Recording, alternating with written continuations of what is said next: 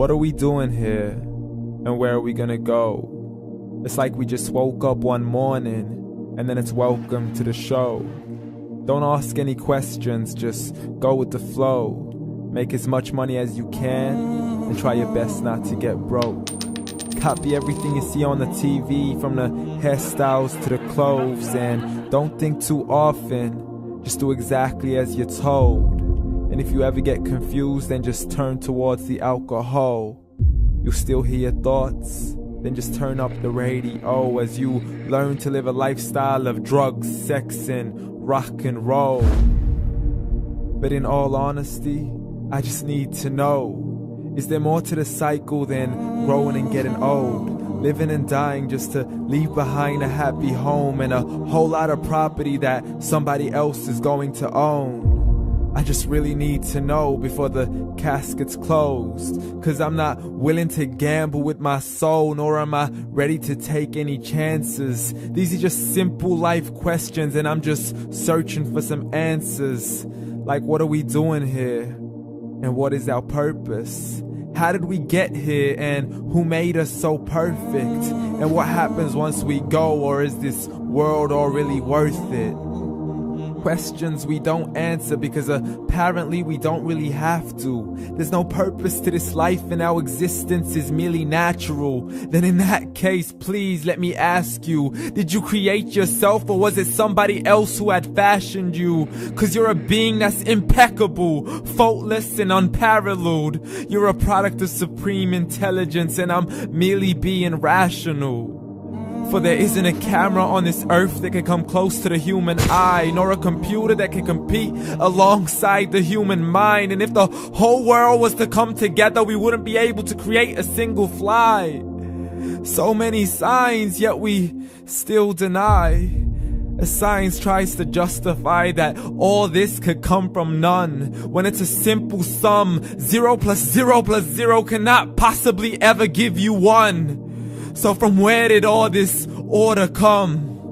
But everything has its origins, a maker, a creator of its own. I mean, the only reason you're watching this video is because somebody had to press upload.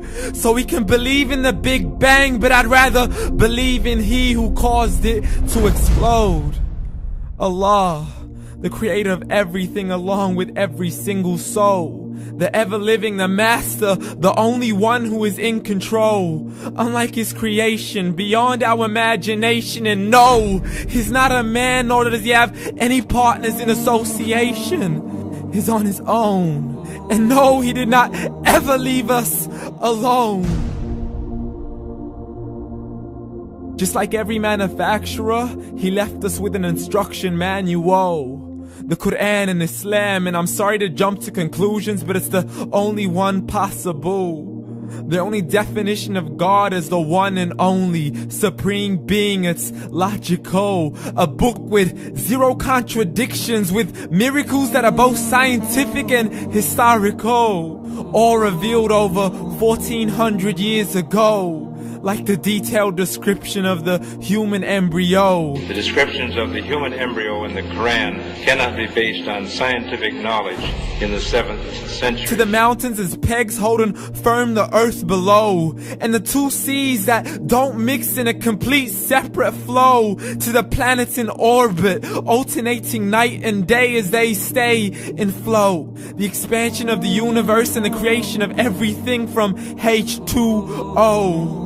To the stories of the past and the preservation of Pharaoh. To identifying the lowest point in the land where Persia defeated Rome. The gushing fluid that created man in the glands between the ribs and the backbone. And not a word has changed, it's still the same. So please explain how all this was known over 1400 years ago.